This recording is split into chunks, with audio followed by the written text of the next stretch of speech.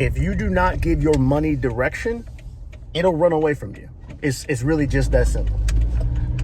What most people don't understand is the phrase money will burn hole in your pockets is very real. And the reason is that money is trying to be active.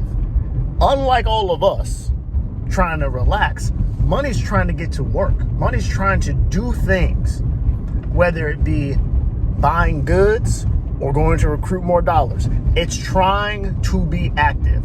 And when you don't give it a purpose, it'll find one for you. It'll whisper in your ear, hey, you know that new TV? They got that new TV at Best Buy. Psst. Hey, it's only $800. You got $2,000 now. You could afford to spend $800. You'll still have over $1,000. See, it's money that does that kind of shit. Money does that because it's trying to move. It's not trying to stay with you. I don't know why people think that if they just sit on money, it'll be good to them. That's not how this shit works. It's not. Money is trying to be active. It needs direction, always.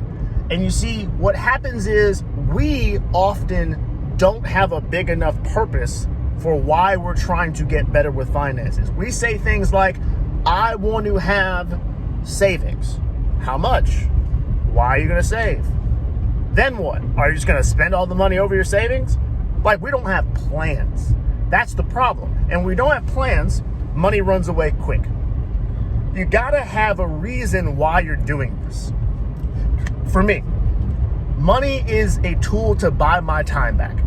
I want to have my own business. I don't care if I have to work long hours. I don't care how much, how long, as I can do something with my family that we build together that allows us to spend time together and do something we enjoy while getting to the money. That's what money represents for me. A way to not have to depend on a 9 to 5 for the rest of my life and do something that I can build. That's why I'm saving money, so that I can take those kind of risks. But with most people, they're just looking for a number, or they're looking to have a number to have in their bank account, or to spend it on something. That's the two ways we look at money: as something to be spent, which is obvious why it runs away then, right? Or something to be hoarded. And in both cases, money is going to find a way to run as quickly as it can away from you, because hoarding money devalues it, and eventually it'll start giving you those whispers about all the things you could spend it on. And people who are already spending can never keep it, ever. Part of understanding how to be good with money is to always be having a goal for the next thing your money is going to do for you. So for example, you can set up one goal to be, all right, I want to have X amount as an emergency savings.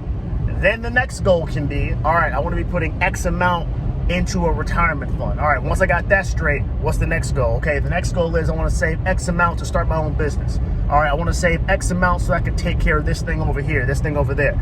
If you don't have a next thing, eventually that money over and above what you've already set is going to fly away. And then you're going to wonder, where did all my money go? It's not that we are just irresponsible. It's that we don't plan enough. It's not that we all just want to be frivolous and we just are, victims of consumerism. That's not it. The way we become victims is that we don't plan enough of our own life. We allow ourselves to be victims of what our circumstances are because we don't create enough of our own circumstances. And the world has a great way of planning your life for you when you do not plan. So just understand, it's not the world's fault if you come out here without a plan for how things are going to go. That doesn't mean it's always going to work out the way you think, but you got to be honest with yourself. See, what happens is that we become the villains in our own story way too often. And then we blame everybody else because we didn't give the money a plan. We're like, oh, well, I had to spend money on a new car because my car broke down. You knew your car was old. You knew you should have been saving money to fix that car or get a new one that you could afford. Don't act as if you are brand new to the game when your car breaks down after the 7th time you've put it through its paces. This is not a surprise. But what we do is we act like it's a surprise so that we can still maintain the victim mentality without feeling like we're the villains. It was your fault. You did not plan for the things you knew were coming. You knew that car was not going to last. You knew, just like you know every year, that Christmas is December 25th. I am so tired of people using Christmas as a fucking excuse for why they ain't got no money. Well, I had to give my kids Christmas gifts. Didn't you know that January 1st of 2024? Don't look at me and tell me your kids had to have gifts when you've been spending money like Christmas wasn't coming the whole year. The whole year. You could have gave your money direction and said, all right, I'm gonna save a little bit for that Christmas fund in January. I'm gonna save a little bit for the food I know I gotta grab from the grocery store for Thanksgiving in January. Every single month, I'm gonna plan it out. But see, we don't want to plan. We want the immediate, we want the right now, and to hell with anything that has more, that is further out than a week or 2 weeks. We don't want to deal with any of that shit.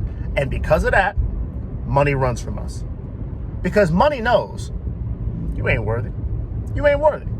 And when you're not worthy, money will run. So, make a plan for your money. And if you don't act like you're the hero in the story when you've been the villain the whole time. All right? Just be honest about what you're doing out here. Because if you didn't plan, it's your fault. That's all I got to say. I'll talk to y'all later.